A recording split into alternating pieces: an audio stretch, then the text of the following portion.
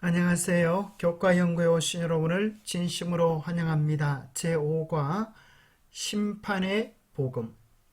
우리가 듣기에 심판이라고 하면 두렵고 무서운 것으로 생각되지만 오늘 교과는 심판이 복음이라고 하는 사실을 우리에게 알려줍니다.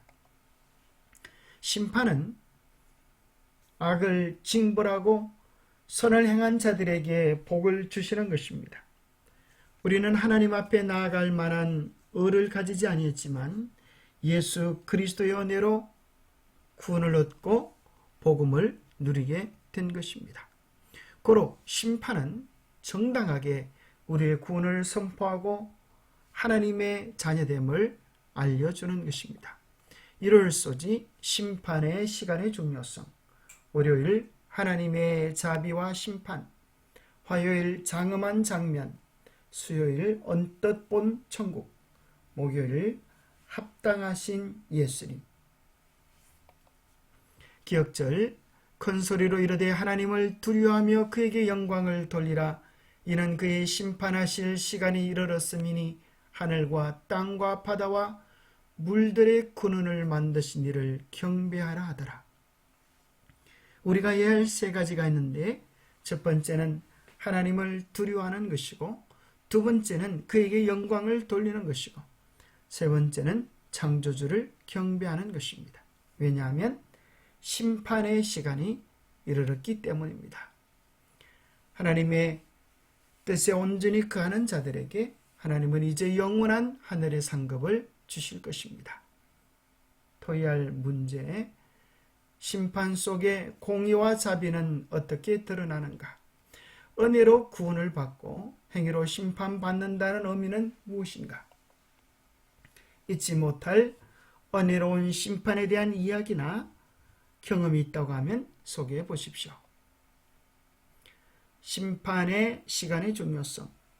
계시록 14장 7절은 하나님을 두려워하며 그에게 영광을 돌리라. 이는 그의 심판하실 시간이 이르렀음이니 하늘과 땅과 바다와 물들의 근원을 만드신 이를 경배하라 하더라. 이제 이 땅에 존재하는 모든 사람들의 영원한 운명이 결정되어지는 그런 시간이 다가오고 있습니다. 알곡은 추수하여 곡간에 들이는 일이 일어나고, 이제 하나님을 배반하고 거짓 신앙을 해왔던 쭉정이들은 꺼지지 않는 불에 태워서 불살라지게 되어지고, 그리하므로 이 온 우주에서 죄와 고통과 눈물과 아픔은 끝이 나고 다시는 사망이, 다시는 곡하는 것이, 다시는 아픈 것이 있지 않은 영원한 새날이 오게 될 것을 심판은 이야기해주고 있습니다. 우리는 사람이 죽으면 초상집에 간다라고 이야기하는데 그 초상의 초자는 초등학교의 초자와 똑같습니다. 초등 다음에는 중등이 있는 것처럼 한 번 죽는 것은 사람에게는 정하신 것이요, 그 후에는 심판이 있을 것이라고 성경은 이야기해주고 있습니다. 특별한 직위가 없이 돌아간 사람에게는 학생이라고 하는 존칭을 우리나라 사람들은 씁니다. 그래서니 공동묘지에 입하겠다라고 이야기하는 것처럼 사람은 죽으면, 호랑이는 죽으면 가족을 남기고 사람은 죽으면 이름을 남기듯이 하나님 앞에 심판받을 이름으로 드려지는 것입니다. 초등학교에 옛날에 들어갈 때 명찰과 손수건을 길게 달고 갔습니다.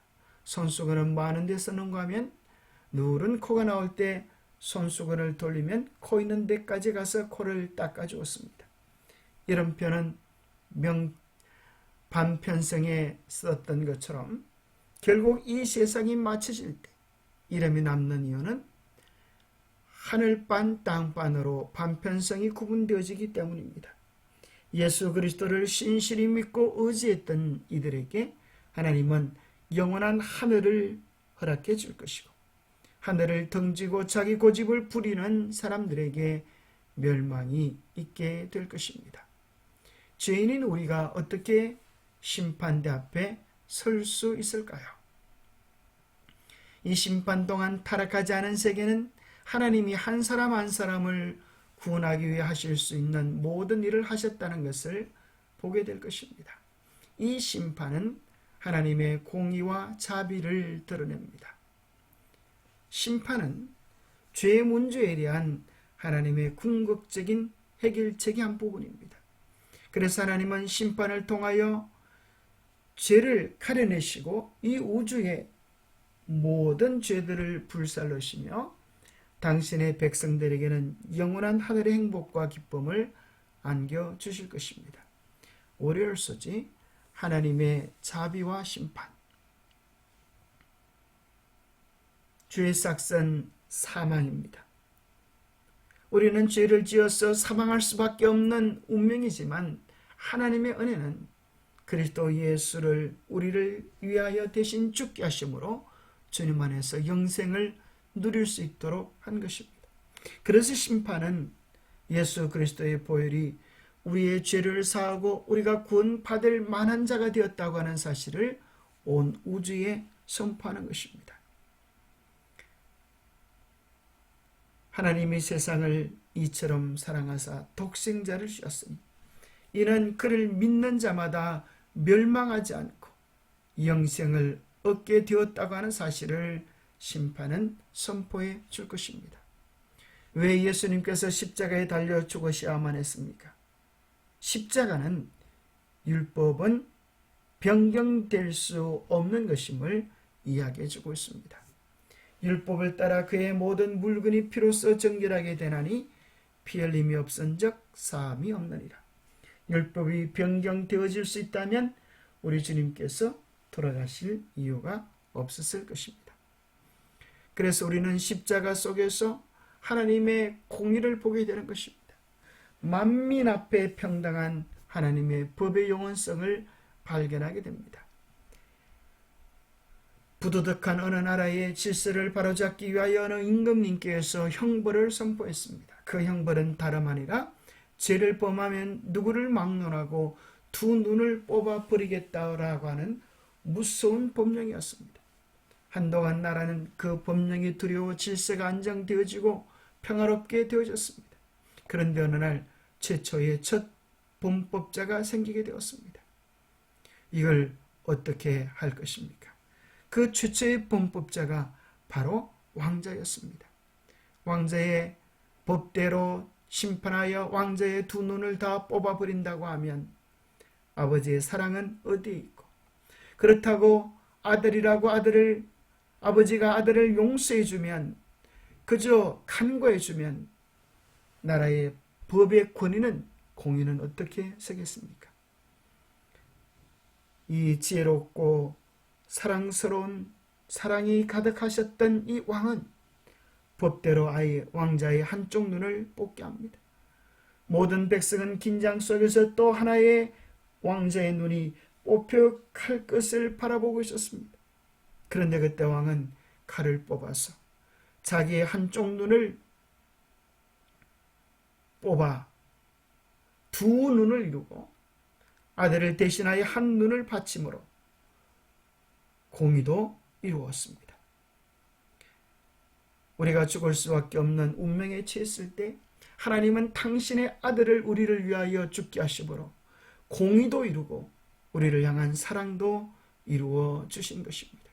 그래서 우리는 누구든지 예수 그리스도를 믿고 그분의 의를 힘입으면 주님께서 우리의 의의 옷이 되어서 주님의 보혈을 의지하여 우리는 누구든지 하나님의 심판대 앞에 담대히 나아갈 수 있게 되어진 것입니다. 우리의 헌행은, 우리의 선행은 우리의 구원과 어떤 관계가 있습니까? 우리는 결코 우리의 행위로 구원을 얻을 수 없습니다. 우리의 행위로 구원을 얻을 수 있는 자는 아무도 없습니다. 바로 우리의 행위는 예수 그리스도를 신실히 믿었다고 하는 우리의 믿음의 진리를 보여주는 것입니다. 우리의 행위는 하나님께 대한 우리의 선택과 우리의 충성심을 드러냅니다. 에베소서 2장 8절과 9절은 너희가 그 은혜에 인하여 믿음으로 말미암아 구원을 받았으니 행위에서 난 것이 아니라 이는 누구든지 사랑하지 못하게 함이라고 말씀하십니다. 거기서 끝나는 것이 아니라 그리스도는 우리를 구원하실 때 우리를 변화시켜 주십니다. 우리는 그가 만드신 바라 그리스도 예수 안에서 선한 일을 위하여 지으심을 받은 자가 되는 것입니다. 성령의 능력에 힘입어 우리의 선행은 우리를 구원하지 않지만 믿음이 참됨을 증거해 주고 있는 것입니다. 화열 소지 장엄한 장면. 이 세상에서 가장 무섭고 떨리는 장소가 어디일까요? 그것은 심판의 자리입니다. 다니엘서 7장에 보면 이 세상을 호령했던 무섭고 대단했던 나라들을 짐승으로 표현합니다. 그것은 사자, 곰, 표범, 무섭고 사나운 짐승으로 표현되어진 여러 나라의 모습입니다. 바벨론, 페르시아, 그리스, 로마, 그리고 마지막 때에 등장할 즉 그리스도의 모습을 묘사해 주면서 더 크고 놀라운, 더 무섭고 장엄한 광경은 이 모든 것이 역사의 주인공이 아니라 이 모두도 다 하나님 앞에 불려와서 심판을 받게 될 것이라고 이야기해 주는 것입니다. 중국에 가면 공명정대했던 재판관을 포청천으로 소개합니다. 그가 근무했던 재판 장소를 개봉부라고 이야기하는데 그곳에는 개작도와 호랑이 작도와 용작도가 있습니다. 개작도는 평민들, 호랑이 작도는 계급을 가지고 죄를 지은 자들, 용작도는 황족들 중에 죄를 지은 자들을 처단할 때 사용했습니다. 참으로 두렵고 무서운 장소가 아닐 수 없습니다. 심판의 장소는 누구에게나 두렵고 무서운 장소가 될 것입니다. 그러나 우리에게 복음인 이유는 심판의 목적은 하나님의 백성의 죄를 찾는 시험이 아니라 하나님의 공의하심과 하나님의 자비하심을 우주에 드러내고 이 나라의 권세를 회복하여서 당신의 거룩한 백성에게 주기 위함이라고 하는 사실을 이해할 때 우리는 큰 기쁨을 경험하게 됩니다. 모든 인류의 생사는 하늘 법정에서 결정된다. 진실이 충만하고 진리가 승리하고 정의가 다스린다. 이것은 성경에서 참으로 은혜롭고 놀랍고 장엄한 장면이다. 좋은 소식은 그리스도의 의로 옷 입은 하나님의 신실한 백성들에게 만족스럽게 끝난다는 것이다. 수요일소지 언뜻 본 천국. 우리가 누구든지 이 온 우주를 다스리고 계시는 하나님의 통치하심을 잠시라도 볼 수 있다고 하면, 잠시라도 천국의 모습을 볼 수 있다고 하면 우리는 이 세상 것에 대한 매력을 잃어버리고 하늘을 갈망하게 될 것입니다. 요한은 하늘을 보았습니다. 그리고 그 하늘에는 성전이 있었는데 그 성전 아래 7 촛대를 붙잡고 계신 하나님의 아들 예수 그리스도가 계셨습니다. 하나님은 언제나 당신의 교회를 붙잡으시고 지키시고 보호하십니다. 그리고 그 모든 선악의 대쟁투의 중심에 변함없이 하나님의 언약궤가 있음을 바라보았습니다.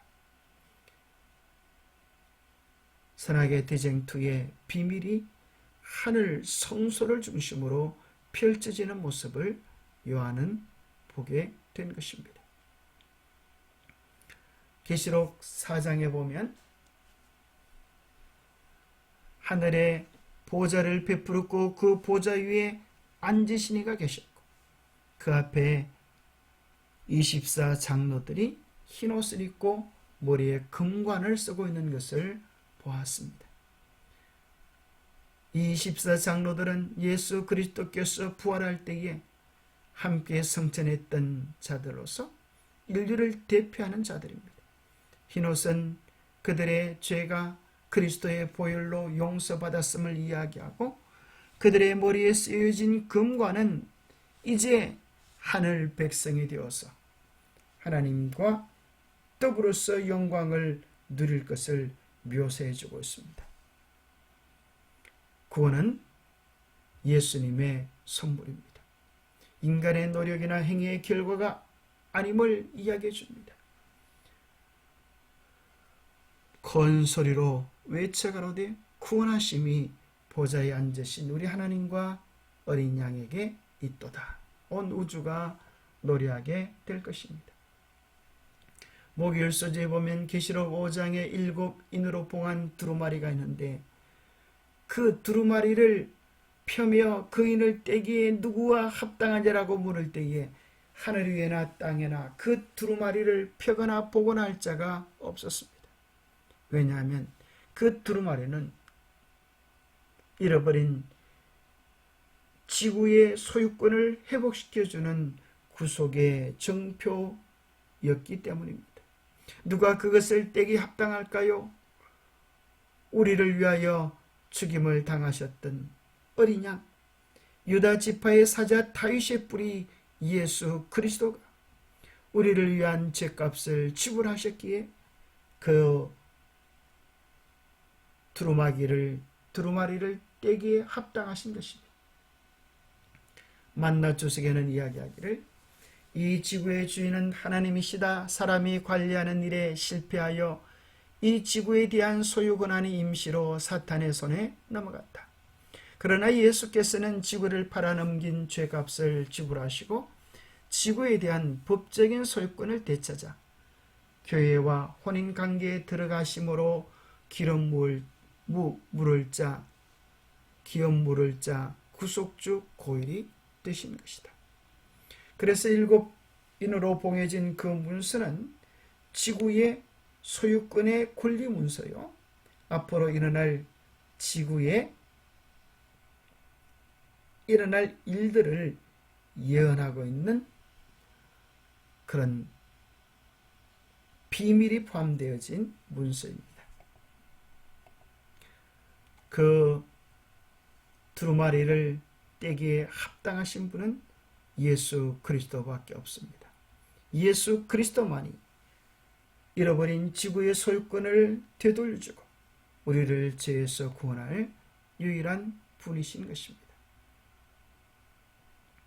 심판의 목적은 우리가 얼마나 악한가를 찾는 것이 아니라 하나님이 얼마나 선하신지를 드러내는 것이라고 하는 사실을 기억할 때 우리의 마음에 큰 위안을 줍니다. 기도하겠습니다. 하나님 아버지, 우리는 심판하면 그저 두렵고 떨리는 것으로 생각하지만 심판은 이제 온 우주에서 죄와 고통과 눈물과 아픔이 끝나는 영원한 복음과 연결되어져 있음을 깨닫게 해주시니 감사합니다. 우리는 죄로 말미암아 죽을 수밖에 없는 죄인이었지만 그리스도의 보혈의 은혜로 우리의 죄가 사함받고 하나님 앞에 구원받는 자들로 서게 하심을 인하여 감사합니다. 우리의 마음속에 그 두렵고 떨리는 심판의 광경에 대하여 깊이 묵상하면서 죄를 가볍게 여기지 않게 하시고 그리스도의 보혈의 은혜를 등한히 여기지 않게 하여 주옵소서. 세상의 헛된 것들에 우리의 마음을 쏟지 않게 하시고 영원한 가치의 소망을 두는 우리 모두가 되게 하여 주셔서 참으로 창조주 하나님을 바르게 믿고 그 심판의 장소에 주의 은혜로 넉넉히 통감을 얻는 우리 모두가 되게 축복하여 주시옵기를 우리 주 예수 그리스도 이름 의지하여 간절히 간구하옵나이다. 한 나라에서 다른 나라로 가려고 하면 검사대를 통과해야 합니다. 검사대에서는 그 나라에 들어갈 수 있는 여권과 비자를 검사합니다.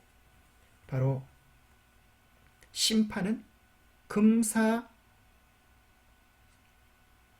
같습니다. 그것을 통과하여 우리는 영원한 행복, 영원한 기쁨, 영원한 소망의 나라로, 영원한 사랑의 나라로 입국하게 될 것입니다. 그 영원한 기쁨을 바라보며 매일 주님과 동행하는 아름다운 삶이 되시기를 축복합니다. 감사합니다.